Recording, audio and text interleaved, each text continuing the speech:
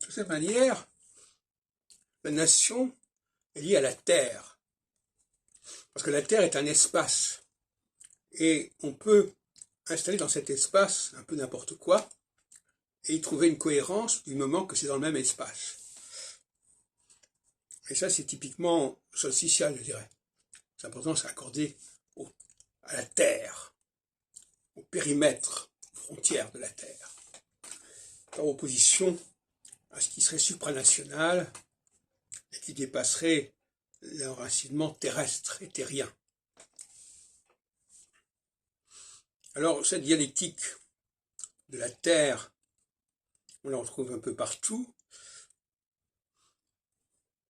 Par exemple, quand on prend la question de la langue française, on peut être tenté de l'associer à la terre de France.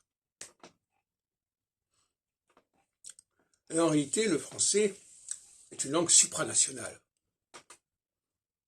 C'est ce que j'appelle la dimension iconique du français. C'est-à-dire qu'il existe dans toutes les langues, c'est une sorte de diaspora du français, quelque part dans toutes les langues. On va parler d'un français diasporique. Et l'anglais est marqué par ce français diasporique comme beaucoup d'autres langues d'ailleurs. Et la diaspora fait référence d'une certaine manière à une terre d'origine, mais elle est surtout, elle dépasse la question des limites de la terre. Et quand on veut appréhender la question juive, par exemple, si on veut l'appréhender au prisme de la terre, on ne va pas très loin. On est très réducteur. Même que le français est une langue supranationale, la judéité est une dimension également supranationale.